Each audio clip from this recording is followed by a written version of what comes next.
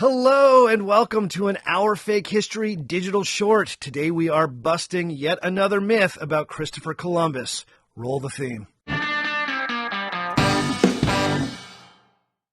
Hey everyone, my name is Sebastian Major and I am the host of the Our Fake History podcast. The podcast where we explore historical myths and try to determine what's fact, what's fiction, and what is such a good story it simply must be told. Here on the digital shorts, I like to take something that we've been going in depth on the audio podcast and break it down into a more bite-sized video package. Lately, we have been doing a deep dive into one of the most controversial figures in all of world history, Christopher Columbus. As many of you know, Christopher Columbus was the mariner born in the Italian city of Genoa, who in 1492 led a small flotilla of ships from Spain to the Caribbean. He has been celebrated as both the man who discovered America and condemned as a genocidal conqueror. To this day, a huge controversy swirls around whether or not statues of this man should continue to stand in public places. But the question of whether or not he should be credited with having discovered anything is just the start of the controversy when it comes to Columbus. In this video, I want to take on a very specific myth about Christopher Columbus. Namely, that he was a man of science who managed to see through the religious dogma and superstitions that defined the late medieval period and perceived a deeper reality about the size and shape of the earth. Columbus, the myth goes, was mocked for suggesting that Asia could be reached by a westerly route across what was then known as the Ocean Sea. In the end, however, those who mocked him ate their words after he returned successful from his first voyage. An early fan of Columbus's who helped promote this impression was the 16th century bishop Alessandro Gherardini.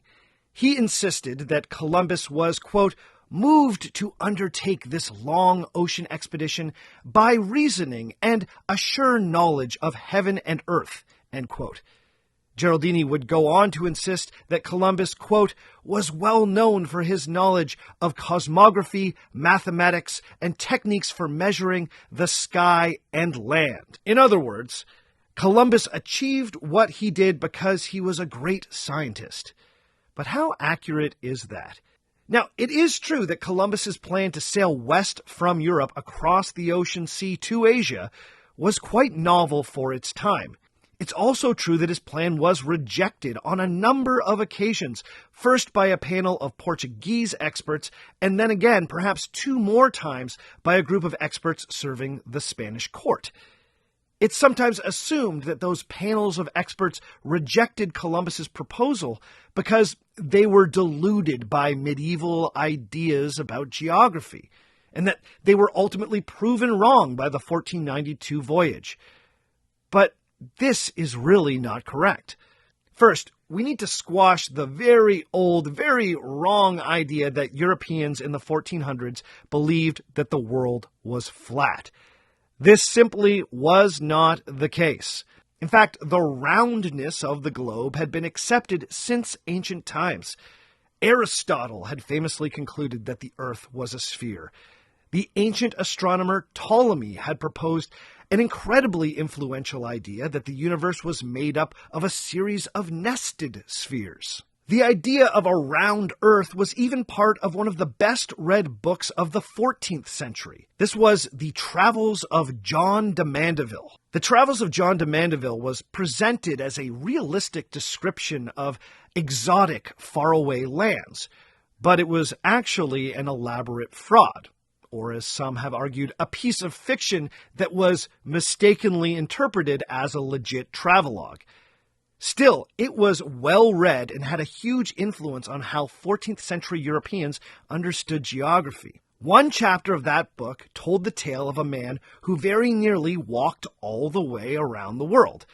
After trekking eastward through the entire Asian continent, he eventually came to an island where he understood the language, meaning that home, Europe, must be close. But then, in an ironic twist, he is unable to catch a boat any further east, so he's compelled to turn around and retrace his steps all the way back home. Now, even though this story is pretty ridiculous, it's just more evidence that even casual readers in the mid-1300s understood that the world was round. More importantly for our story, many sources tell us that Christopher Columbus was one of those people who took John de Mandeville seriously. The story of the circumnavigator seemed to suggest that the coast of Asia was closer to Europe than many had previously assumed. Columbus was also inspired by the writings of the traveler Marco Polo, whose famous book Il Milione detailed his own travels overland to Asia roughly a century earlier. Using these texts as a starting point, Columbus developed his own theory concerning how far Europe was from Asia, and he ended up being deeply wrong. Here's what I mean. In the 1400s, not only did scholars accept that the world was round, but they were also aware of a few different calculations for the size of the globe. All of these had come down to them from antiquity. In 240 BC, the ancient Greek mathematician Eratosthenes concluded, after conducting some experiments measuring shadows made by the sun, that the Earth likely had a circumference of 40,000 kilometers, which he wrote as 250,000 stadia. Now, this was remarkably accurate. We now know that the Earth actually has a circumference of 40,075 kilometers. However, the work of Eratosthenes was later eclipsed by that of Ptolemy, the super-influential Roman-era astronomer we were just talking about. Ptolemy made his own calculations about the circumference of the Earth, but for a number of reasons, they ended up being less accurate than those made by Eratosthenes. Ptolemy's Earth had a circumference of around 29,000 kilometers. This smaller Earth became widely accepted, and in Columbus's day, Ptolemy was still accepted as the authority on the matter. So part of Columbus's mistake, I think he can be forgiven for, as most Europeans were using Ptolemy's bad numbers to guess the size of the Earth. But all the sources seem to agree that Columbus was nudged even further off track after being exposed to a map and a series of letters by a Florentine mathematician and astronomer named Paolo Toscanelli. Turns out Toscanelli had been actively theorizing about a westward route to the Indies decades before Columbus started pitching his idea. In 1474, Toscanelli's work had been brought to the attention of the former king of Portugal. The Florentine had guessed that based on Marco Polo's descriptions of the size of the Asian continent, the western ocean sea could be crossed.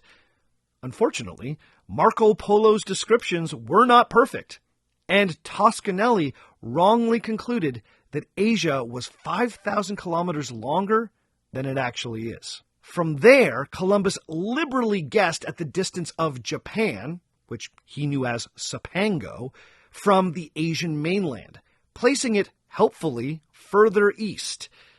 This led him to coming up with the guess that the distance from the Azores Islands in the Atlantic to Japan was a manageable 2,400 nautical miles, or around 4,400 kilometers. In actual fact, the distance is roughly 10,000 nautical miles, or 18,520 kilometers.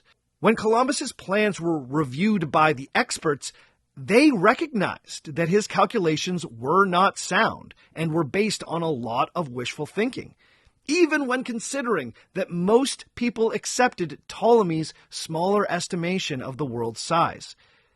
Those experts were right to call him out. His numbers were bad.